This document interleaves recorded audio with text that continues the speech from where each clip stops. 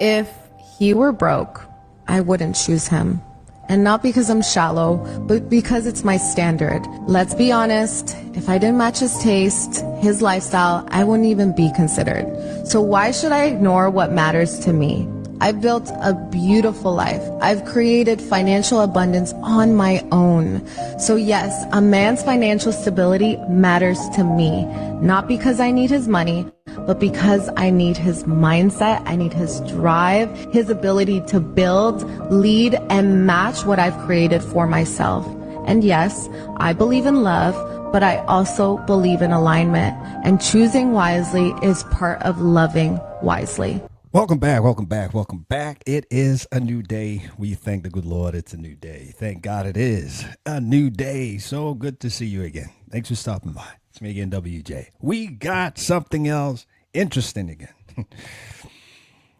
Standards versus red flags. Sometimes you could use them interchangeably, but they are different. In my opinion, standards are what, those rules, those guidelines, boundaries, healthy boundaries you have around living your life the way you want. Red flags, warning signs. You don't want to go there. There are the negatives, unhealthy, if you want to put it that way. Things that you would see in someone and you tell yourself, you know what, I am not even going to consider that. Might I just say before we go on, there is nothing wrong with setting standards, having standards for yourself. Anybody can have any type of standard. It may not work for you. That's why you have to consider who you're with before you sign up to be with them. So in other words, anybody can have any standard. I don't think it's right for anybody to look down on anybody else for whatever standards they have. Your job is to analyze it and determine if this is the standard you can work with. If not, you keep on stepping. Go find somebody else who's got standards that you can work with. This lady is so wise. I believe in choosing wisely as well. Totally agree. She should have standards. She's not going to go below those standards. I totally agree with her. Those are her standards. Nothing wrong with that. If her standards don't work for you, go find somebody else. But today we're going to be focusing on just trying to listen to men and women talk about standards and some red flags that we need to look out for so we make the right choices. It's good to have standards. They're healthy. Standards, for me, they can have a positive impact on red flags. Red flags, however, do have a negative impact on standards. Well, please put your comments in the comment section below. Let's look at this next video. Some of these videos may trigger you in a not so great way, but you can take it. You can handle it. But I'd like to know what you think. Take a look at this next one. When I met my husband, I told him what I expect from a man. The number one rule with being with me is you have to provide. So my husband ended up losing his job. So a month went by, and he looked for me to pay the bills. So I was going to consider it if he gave me the money back for paying the bills. And he told me no. He felt like he shouldn't have to do that. What do you mean? When I told you, as a man, I expect you to provide. Under no circumstances will I ever touch bills as long as I got a husband. And I told him, baby, your money is my money, and my money is my money. And so he didn't have any more money, and that was a problem for me. Now, I know it sounds very, you can call it whatever you want to call it. But the one question I want to ask, especially the guy, the husband, I believe this, the lady got married, no longer with the husband because he's not doing what she wants him to do, what they potentially agreed to be doing. So my question to the husband or the ex-husband now is, did you have this discussion with her? And is she accurate? And did you agree to it? If you did, I think I don't know how to blame this lady. For me personally, these are red flags. These are no standards. I don't see how this is a standard in a husband-wife relationship where we're supposed to be there for each other. When one is down, the other is up, you pull the other one down up. So this whole mindset of, for me, again, I'm speaking for me. So this is not a standard she has. These are red flags for me. These are just a no-nos. I wouldn't, there's no way this will work for me. But the husband, on the other hand, if they had the discussion like she's saying they did, and he agreed to it, and he's not fulfilling his end of the bargain, then there's a problem. Okay? So we got to understand what we're getting into. We got to be open about it, because I think that's some miscommunication here or some deceptions going on. Maybe he knew he couldn't do it, but still said yes anyway. I don't know, because she's saying they talked about it. But for me, this is a red flag. It's just too much of alpha male vibe, demeanor I'm getting from this woman, and this will not work for me. So these are no standards here. These are red flags for me. I'd like to know what you think about this. I really do feel bad for the husband, though, because you expect a husband to be there for a wife and a wife to be there for a husband in their times of need. And today she's up. She may be down tomorrow. Now what? And you heard her. Their money, his money, is her money. But her money is hers. For me, run. Anyway, let's go to this next one and just listen to what they're saying here. Remember, we're talking about standards and red flags, and you want to be sure you know what you're looking for. Nothing wrong with any type of standards, because anybody can set their standards.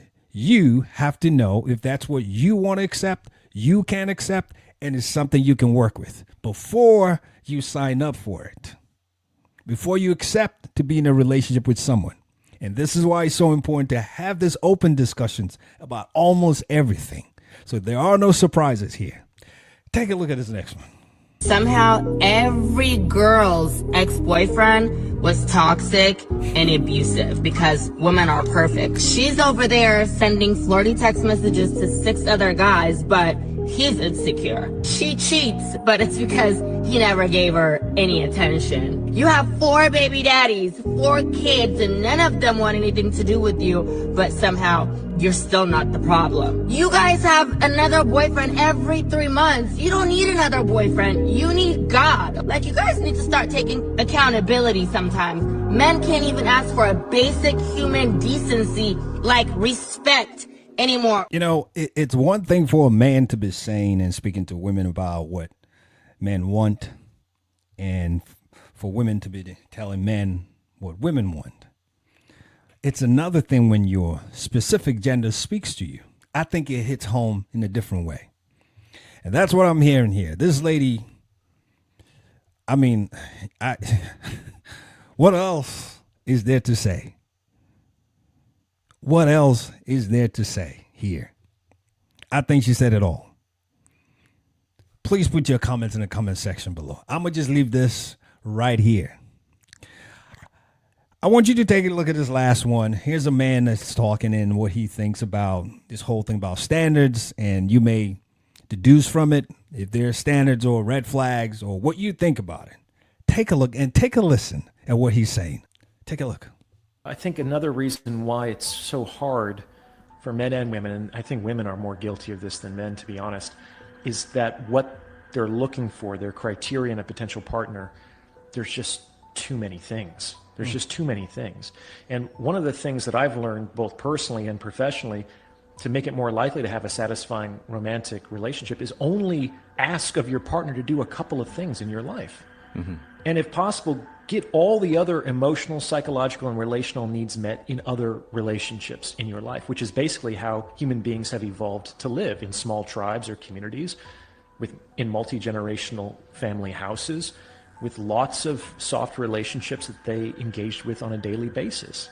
For so many people, especially post-COVID, they work at home, they live in fragmented nuclear families. The only person they see every day is their partner or their spouse. And so now this person is your best friend and your chef and your life coach and your therapist and your cheerleader and your mistress and your confidant. And it's like, wow, that's a lot of roles for one person to play. And just like a chain is as strong as its weakest link, sometimes people will throw out otherwise good relationships when the partner fails in any one of those roles. And I think that's unfair. I don't think anybody can wear that many hats successfully. Wow. I have to say though, this was so profound. And while he was talking, I didn't even have this in my mind before, but it came to me. To me, that signals a broken person. When you have so much stuff, you need the other person to come and fulfill in your life. And I'm going to tie this to the very first video. That first lady that talked about having a standard. She would not go for a guy who doesn't have his stuff together. I don't fault her.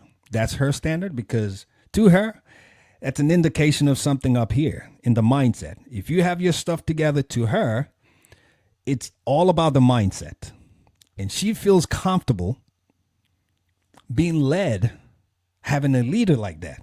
But to her, if you don't have your stuff together, you cannot lead her. I like those standards. Same thing he's saying here. When you have so much stuff, you need the other person to come and add to your life. It means you don't have your stuff together already, and you going as a broken person. The best relationships are people, in my opinion, that you have your stuff together. You've worked on yourself. You're a whole person.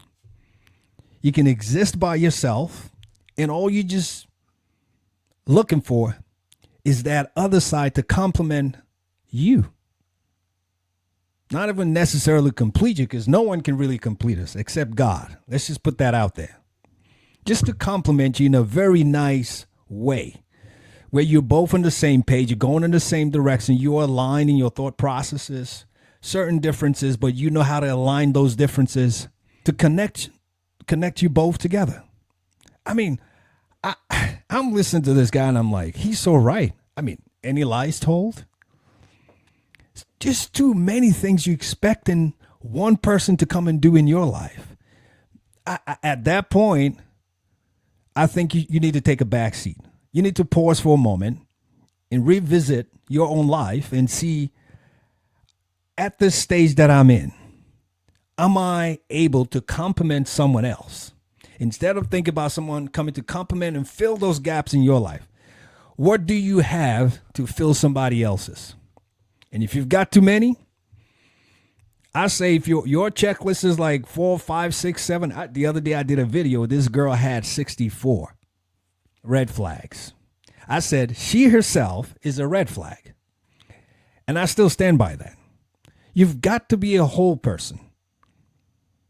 You've got to be confident in yourself. You should be able to operate without needing the other person, hypothetically. But you need their companionship. You need them to complement you for those other things, those minimal things that you know you're lacking in your life, the way God designed them to be. Standards or red flags? In this instance, what this guy says, to me, that's a red flag. When you got so many things you need somebody else to come and do in your life. I mean, you're already a burden. You're a liability. You've got so many things. They have to do this, and then they miss one, and it's a strike. We can't operate that way. Take a pause, look at your life, and see. You shouldn't need that many things from somebody else, other than real companionship, friendship, the intangibles, not the physical. It shouldn't be about you gotta have money. You gotta have your own. It makes life a lot easier for everybody else. Work on yourself, work on your own. Can you be somebody's peace? What are your conflict resolution strategies? How can you be of help to them? Do you have a mind to serve somebody else? Or you're waiting to be served? Is that all you are about? Takers, always just taking? Or are you a giver as well? Are you looking for someone to pour into their lives as well? Those are some of the things you want to consider. And if those are not in place, I say pause, especially if you're looking for a long-term relationship.